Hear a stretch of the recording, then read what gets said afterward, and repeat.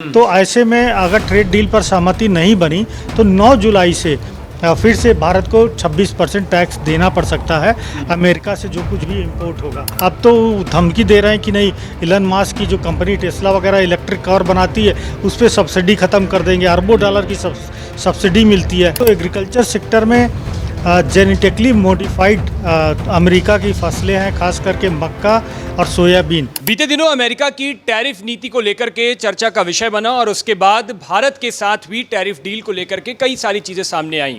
ये तय था कि भारत के साथ टैरिफ डील पर सहमति बन जाएगी, लेकिन अब खबर है कि भारत और अमेरिका की ट्रेड डील पर सहमति नहीं बन पाई है।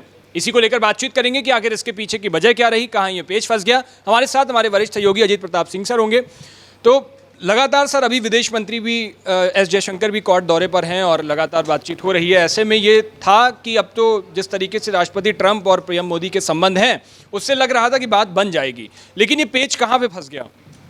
देखिए, जहाँ तक भारत और अमेरिका के बीच में खास करके ट्रेड डील की बात करें तो ये लगभग फाइनल है, क्योंकि खुद राष्ट्रपति ट्रंप ने भी बोल दिया, स्टेटमेंट दिया था कि भारत के साथ एक बड़ी ट्रेड डील होने वाली है। चीन के साथ उन्होंने व्यापार डील कर ली है, उस पर सिग्नेचर भी हो गए, हस्ताक्षर भी हो गए। भारत के साथ बातचीत चूँकि चल रही है अभी, तो ऐसे में हम उम्मीद करते हैं कि शायद 2-4 दिन और लगेंगे, लेकिन भारत और अमेरिका के बीच ट्रेड डील हो जाएगी। जहाँ तक सवाल उठने वाली बात है तो निश्चित तौर पर कुछ मुद्दे हैं जिन पर अभी भी सहमति नहीं बनी है, और ख़ास करके एग्रीकल्चर सेक्टर की बात करें तो एग्रीकल्चर सेक्टर में जेनेटिकली मॉडिफाइड अमेरिका की फसलें हैं, खास करके मक्का और सोयाबीन। अमेरिका चाहता है कि भारत में इंपोर्ट हटाया जाए उस पर और फ्री मार्केट एक्सेस दिया जाए, लेकिन भारत इसके लिए तैयार नहीं है, क्योंकि इससे यहाँ के किसानों पर उसका विपरीत असर पड़ेगा। इसीलिए एग्रीकल्चर सेक्टर की बातचीत पर रोड़ा अभी भी अटका हुआ है, और जब तक ये क्लियर नहीं होगी ये डील फ़िलहाल अभी साइन नहीं हो सकती। लेकिन आप बात करें तो जब से अप्रैल में उन्होंने लगाया, जब से टैरिफ लगाया था 26%, तो उससे 90 दिन की राहत दी थी, और वो समय सीमा 8 जुलाई को समाप्त हो जाएगी। तो ऐसे में अगर ट्रेड डील पर सहमति नहीं बनी तो 9 जुलाई से फिर से भारत को 26% टैक्स देना पड़ सकता है अमेरिका से जो कुछ भी इंपोर्ट होगा। लेकिन अभी जो स्थिति है कि 10% टैक्स देना पड़ रहा है, और वो भी अगर ट्रेड डील बन गई तो शायद वो भी समाप्त कर दिया जाएगा। तो भले ही अभी फाइनल नहीं हुआ है, खास करके मैंने बताया कि एग्रीकल्चर सेक्टर में अभी भी बात अटकी हुई है। बाकी सब जगह बातचीत अच्छी रही है, लगभग सहमति बन चुकी है, लेकिन एग्रीकल्चर सेक्टर में ये सहमति बनना बाकी है। हम ये कहते भी हैं कि भारत की अर्थव्यवस्था की जो रीढ़ है वो एग्रीकल्चर सेक्टर है। इस एग्रीकल्चर सेक्टर को लेकर हम बातचीत कर रहे हैं।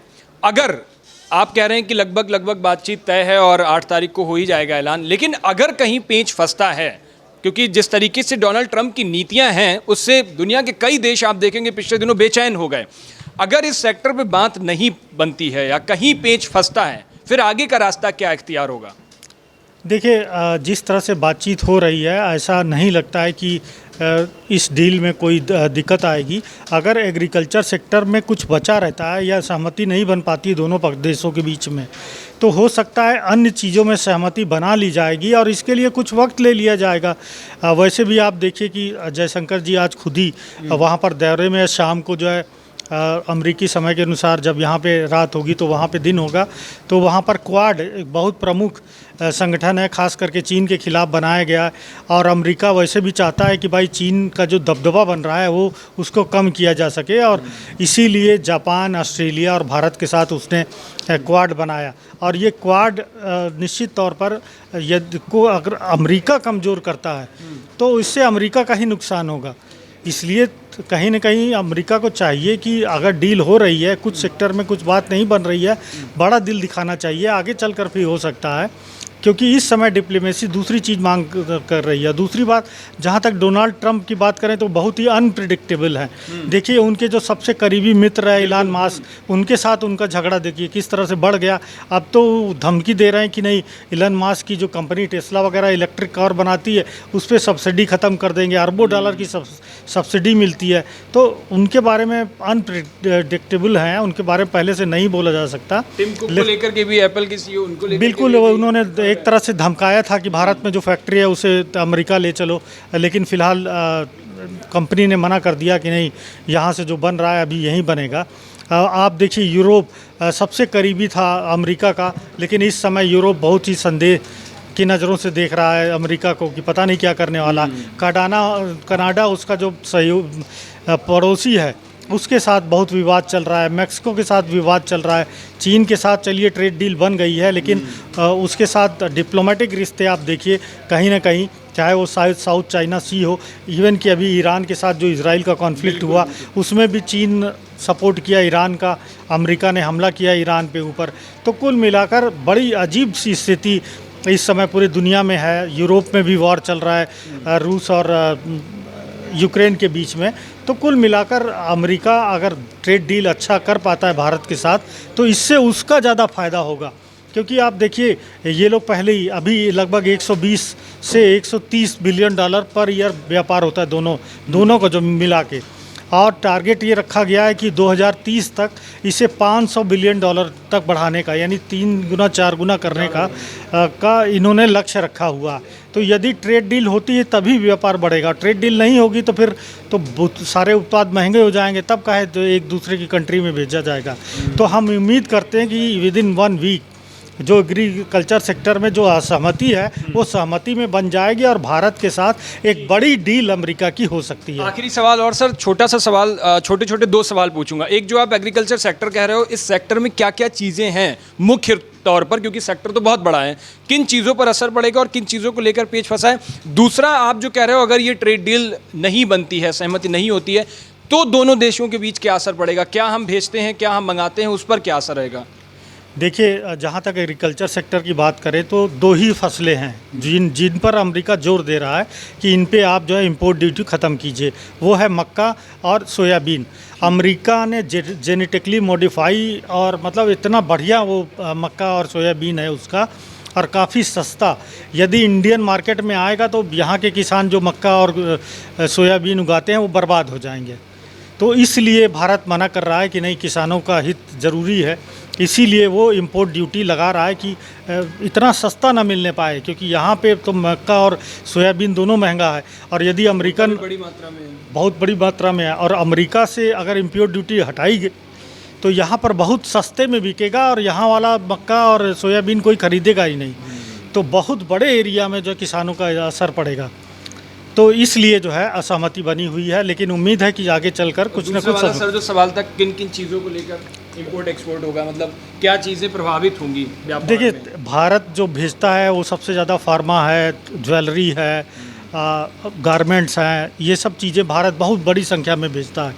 अमेरिका से जो आता है वो आपका इलेक्ट्रॉनिक्स कंपोनेंट है, पेट्रोलियम के जो उसके जो सब्सिट्यूट जो बनते हैं वो आते हैं, साथ ही साथ हैवी इंजीनियरिंग, चूँकि फ़ोन वगैरह तो अब यहीं बनने लगे, आईफोन की भी सबसे बड़ी फैक्ट्री है, और भी सारे फ़ोन्स की फैक्ट्री है, लेकिन इलेक्ट्रॉनिक उपकरण अमेरिका से बहुत बड़ी संख्या में आते हैं। तो यदि असहमति बनी तो वो बहुत महंगे हो जाएंगे। तो हमारे मोबाइल आप देखिए कि कंप्यूटर, टीवी, ये सब, फ्रिज और ये सब बहुत महंगा हो जाएगा। इसलिए ट्रेड डील बहुत ज़रूरी है दोनों देशों के लिए, क्योंकि आप देखिए अभी जो स्थिति है अभी भारत के पक्ष में है। भारत 75 बिलियन डॉलर निर्यात करता है अमेरिका को, अमेरिका लगभग 35 बिलियन डॉलर अमेरिका से आयात होता है। तो लगभग 40 बिलियन डॉलर का ट्रेड सरप्लस इंडिया के साथ में है। और यदि व्यापार में अगर रुकावट आएगी तो निश्चित तौर पर ये जो गैप है ये मतलब ख़त्म हो जाएगा। तो जो भारत को फ़ायदा मिलता है, भारत को फ़ायदा नहीं मिले, इसलिए भारत को भी चाहिए कि ठीक है, थोड़ा बहुत अगर नुकसान होता भी है तो अमेरिका के साथ ट्रेड डील नहीं मतलब ख़राब करनी चाहिए। उनके साथ थोड़ी बहुत असहमति होते हुए भी ट्रेड डील ज़रूर करना चाहिए। और अमेरिका जो कह रहा है उसकी भी बात में, क्योंकि अमेरिका भी बहुत बड़ा मार्केट है। हम अगर 2030 तक 5 साल के भीतर में अपना लक्ष्य रखते हैं 500 बिलियन डॉलर का, तो 500 बिलियन डॉलर अगर व्यापार हुआ दोनों देशों के बीच में तो ऐसा नहीं कि अमेरिका के पक्ष में होगा, ये भारत के ही पक्ष में होगा। क्योंकि मैन्युफैक्चरिंग यूनिट आप देखिए इंडिया में चाइना के बाद जो सबसे पूरा दुनिया का सबसे चीप मैन्युफैक्चरिंग जगह बन चुका है। और यहाँ पर जो बनेगा तो निश्चित तौर पर 300 बिलियन भारत एक्सपोर्ट करेगा और 200 बिलियन वहाँ से आएगा, तब भी 100 बिलियन डॉलर का सरप्लस रहेगा। तो भारत को भी ये समझदारी दिखानी चाहिए कि यदि कुछ रुकावटें हैं, कुछ तनाव देखने को मिल रहा है, तो उसको दूर करते हुए कोई बात नहीं, आप महंगी ट्रेड डील कर लीजिए, जिससे आपको ही भविष्य में फ़ायदा होने वाला है। बिल्कुल, तो कुल मिलाकर ये देखना होगा, संभावित तारीख 8 है और 8 तारीख तक का इंतजार करना होगा। ये ट्रेड डील बन पाती है, नहीं बन पाती है, क्या ये तारीख आगे बढ़ती है या पछड़ा कुछ और फंसता है, इस पर हम लगातार अपनी नज़र बनाए रखेंगे। इस पूरी चर्चा के बारे में आपकी क्या राय है? अपनी राय हमें कमेंट बॉक्स में जरूर बताएं। देश और दुनिया की बाकी तमाम खबरों के लिए देखते रहिए भारत एक्सप्रेस।